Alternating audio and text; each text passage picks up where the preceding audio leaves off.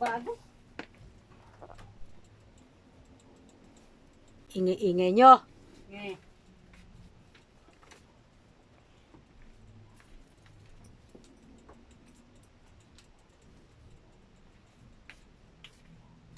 Ito naman ako. Mag-ano ako. Yan guys, videoan natin yung mga naglalaro doon sa computer. Videoan natin yung naglalaro doon sa computer. Nagbisi-bisi yan.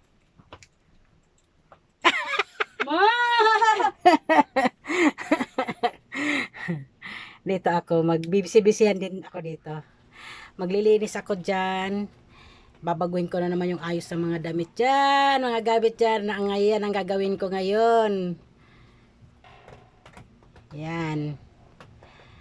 Kasi para naano na naman ako sa ayos niya. Aayusin ko na naman ulit para alam niyo na. So guys, let's go. Start na tayo ng ating pag-aayos. Ahin ko na yung pagtanggal ng tuwalya. Ilagay ko sa labas sa sampay ko. So naahin ko na naman yung pagtanggal ng ano ko. Yung mga gamit para tinabi ko na lang yung mga bangko, itabi ko na lang yung mga bangko, tapos yung mga puzzle-puzzle. Yan. Yan, labas ko na lang yung mga gamit para maiano ko to. Makapag kilos ako ng maayos. Ayan, mga gamitan ko na mga tupperware, kaldero. Ilapag ko na lang muna sa santabi. Ang lamesa, tanggalin ko na lang to. At hiwalayin naman to ang mga paa nito at saka plywood. Ayan. Pinakasahipin nito. At magwawalis muna ako para mailagay ko ng maayos ang mga gamit na ilipat ko. So nagwawalis muna ako para malinis ang sahig at maganda naman ang gamit pagkalapag ko dito sa kabila. Bababa ko tong box na bilog kay marami dito gamit na bag. Natambak lang, di naman nagagamit to. Gamit to ng mga anak ko. Ayan. Parang namimiss kong gamitin pero di naman ako masyado mahilig sa mga gamit na to. Yan. Kalkalin ko pa to lahat. Para linisan ko na lang ng tuluyan ang box.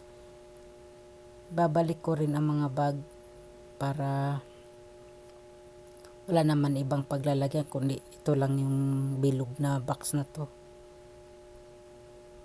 Ang gaganda pa na mga bag na to. Mga bag to ng mga anak ko pero hindi na ginagamit. Kaya tinatago ko na lang to.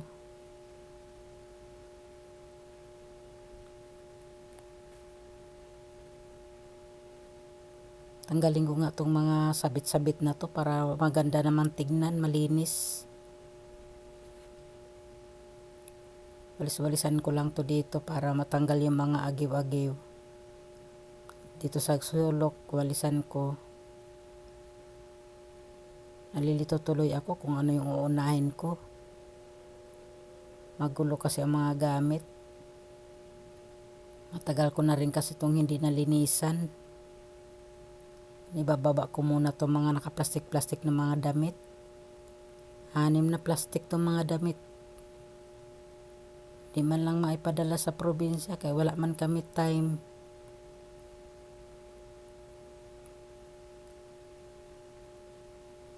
Kalkalin ko to, tingnan ko kung ano mga dati kong damit to. Mga damit ko to, hindi ko naman nasusuot na. Nawa na kasi ako kaya tinabi ko na lang to. Ganda pa, di ba?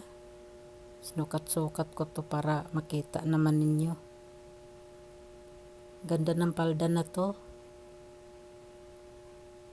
Ginagamit ko pa to dati.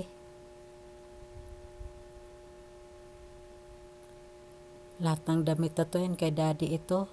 Yung na sinusuot ni daddy. Ang mga damit ko na to. Bigay ito ng aking suki dati. sa palengke. Prince ang nakatatak. Itong jacket na to sa anak kong bunso, ito pang swimming sa anak ko itong bunso. Yan sa anak kong pangalawa, sa dalaga ko to. Lahat ng ito guys, mga damit na ito, isang tabi na lang. Wala kasi kaming time na ipadala ito sa probinsya. Yan, inaayos ko, nilalagyan ko ng tip na maayos, packing tip, para hindi siya pasukan ng langgam, kay maraming langgam dito sa terrace ko. Gumagapang sila, sumisiksik kung saan saan sa magagamit dito. Kaya kailangan mga gamit na to, pag tinambak ko ito, pulido, walang butas, para hindi sila mapasukan ng mga langgam. So ayan, walisan ko muna itong sahig at linising mabuti para paglipat ng mga gamit malinis na.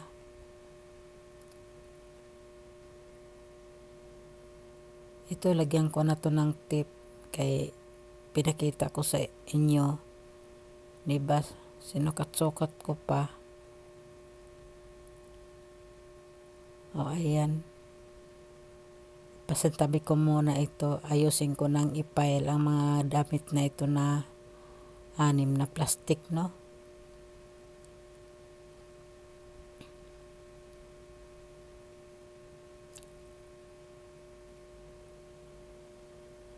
Anim na bundle na plastic to lahat guys, na damit.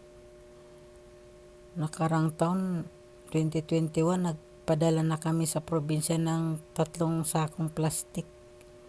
3 plastic na ganyan kararami.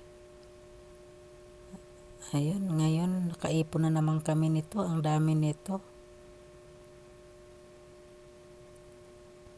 Mga anak ko kasi inaayawan na rin nila yung mga damit nila.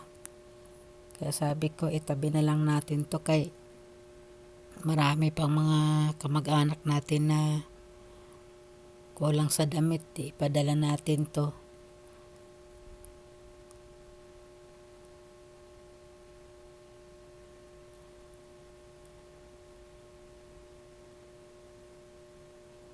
Pag ganyan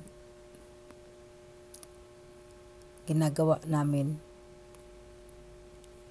pinapadala namin sa probinsya. Ngayon, nalilito na naman ako kung ano yung isusunod kong ilapag. Plano ko sa terrace na to guys, sampayan lang. Pero ano nangyari, naging tambakan na naman ang gamit. Di parang bumalik lang din ito sa sikipan. Kaya inilipat ko itong mga gamit na ito para maliwalas. Natatakpan niya yung liwanag. Pag doon siya nakalagay sa inalisan ko, natatakpan ang liwanag ng terrace. Kaya nilipat ko dito sa kabila. Ayan. Nakita ko naman yung itong ano ko na to, itong box, wala na palang masyadong laman. Kaya bawasan ko na lang itong naka-plastic at nilagay ko sa may box para maisarado ko naman itong mabuti itong isang plastic na mga damit. Kaya ang laman naman nito, mga uniform ng mga bata nung nag-aaral pa sila ng college. May mga halong mga dress na gown pa dyan, mga party-party ba. So, mga kuan ka ng mga may mga event, mga ganon na manahalo dyan ng mga damit. Tapos, mga dating uniform ni daddy sa trabaho, mga polo. Ayan, nakalagay dyan sa plastic na puti. Kaya inaayos ko na lang.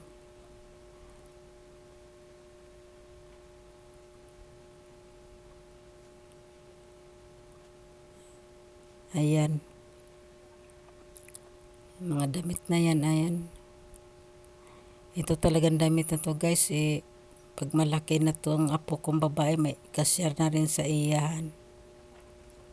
Ayan, yung mga iba pang mga damit na to. Ayan. Yung mga shirt na to guys, suot ko pa to nung payat pa ako. Sexy pa ako, charot. Ayan. Ngayon, mataba na kasi ako, kaya hindi na magkasya sa akin tong mga shirt na ito. Ang dami. Sana papayat pa ulit ako para masuot ko siya ulit. Suot-suot ko yan lahat. Mahilig talaga ako sa short na may ikli.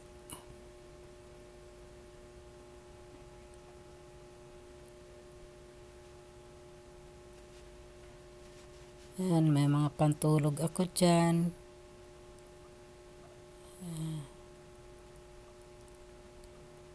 Tatali ko na lang yung plastic para hindi siya pasukin ng langgam. Yan. Sasarado ko na tong box. At ipapatong ko na rin yung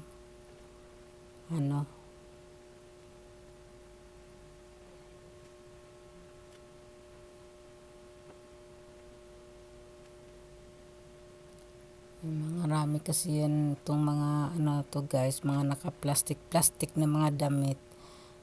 Ito, nilagyan ko nga to ng packing tape kaya may mga butas-butas na pala tong mga maliliit. Kay katabi ko naman ang puno dito, kaya dami talagang langgam, kaya niingatan ko itong mga gamit na hindi nila tirahan. Yan. Ako nang gipang patong-patong ang mga damit na naka-plastic, no? Susunod ko naman yung lamisa, malita na to, kinalkal ko to guys, kay kalkalin ko muna, tignan ko ang bag na yan guys. Yan. Pasalubong pa sa akin ang bayaw ko galing Amerika. Yan. Ingat-ingatan ko yan guys, kay kulang-kulang $200 pa naman yung price adaw ana. Kita ko man talaga yung price na nakadikit sa bag, hindi niya tinanggal, akala niya hindi walang naiwan. Yun, kita ko yung price ana nasa $199. Mahal man pala yung bag na yan doon, kaya iningatan ko, nilagay ko pa rin sa itong pouch bag. Bag na to, saklay-saklay ko, naalala ko suot gamit ko to nagbakasyon Davao. Mga bag, mga sombrero, tatlong sombrero pa pala itong nakatago dito sa malita. Tatabi ko at lalaban ko ang bag na to. Yan, maganda tong mga bag na to kasi anak ko to. Nagsawa na, tinago ko na lang din kaya di na magamit. Yan.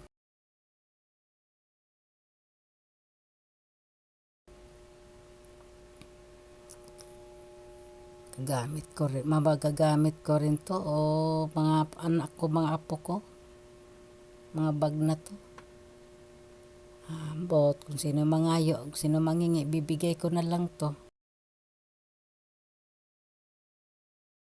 Inaayos ko talaga itong mabuti, ilagay itong mga gamit na to para mapagkasya ko lahat, ilagay dito sa gilid. Ito namang nakakarton na to guys, puno ng mga libro.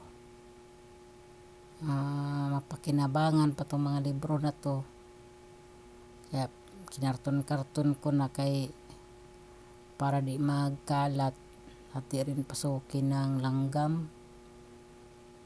Yan, inaayos ko mabuti na mapagkasya ko dito sa gilid ang mga gamit. Ayan guys, so nagwalis-walis muna ako para malinis talaga lahat bago ibalik ang mga gamit. At yan, dito ko na lang sa kabila ilagay itong lamisa para maiba naman ang lamisa na ito guys, kay asimbol man to, tiklop-tiklop lang naman to, madali lang siyang ilipat kahit saan, kay pwede man mahiwalay ang plywood nito, yung pinakasahig niya. Maiwang muna tayo kay medyo napagod na si mami. Ayan, ilagay ko na lang dito sa box ang mga kaserola ko na gamit ko dating nagkakantin ako. Ayan. Ilagay ko naman yung lagayan ng platuhan doon. Ayan, puro gamit mga plato, kaldero. Ayan, yung mga puzzle ko patong ko na lang muna dito. Yung manikin nga kalahati lang, gamit to ng anak ko guys, ng 2021, 2022, 2021. Online ba siya, nagbili siya ng mga short saka yung mga pants. Yan ang pinangsukat-sukat niya pag nagkuhan siya, dire naman daw niya nagamit. Nagbago ang isip, wala rin, tambak na po diha, tambak lang din. Dili na pakinabangan ang kanang yung bili-bili niyang manikin na kalahati. Kaya tuloy ko lang tong mga ginagawa ko para matapos na ako. Kaya matagal na ako dito, di pa rin ako tapos.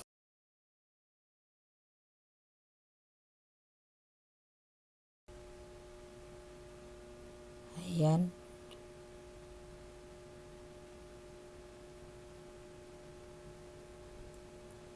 So, ayusin ko lang tong rack, shoe rack. Patungan ko na lang to ng mga karton na walang laman. Karton ng mga box ng mga sapatos, no? Ang mga bubot. Yan, tinatanggal ko na lang para malinis din. Pinatong ko na lang dito sa taas ang drum, ang rack. Nalito ako kung saan ko to ilalagay. Ayan ang mga box na to sa sapatos dun. Ilagay ko na lang to dito sa rack. So ito namang exercise kong bisikleta. Tinabi ko na lang to dito sa tabi ng mga damit na naka-plastic. So ayan, malapit na tayo matapos. Walis-walis na ako dyan. Ayan. So di umaabot ang camera dito guys sa kabila. Kay ayan, dito na sa side, sa gilid ang akong camera, kay dito na naman tayo maglinis sa kabila sa side ng mga washing. Ayan, pagpagin kong mabuti guys kay ang daming dumi. Ayan, kita nyo may mga galon-galong tubig pang in case emergency to guys, pag nawalang tubig, walang tulo. Ayan, nagtatabi kami palagi, pero yung iba niyan pandilig ko rin sa mga tanim ko sa taas. Okay na yun guys, tapos na. Thank you for watching.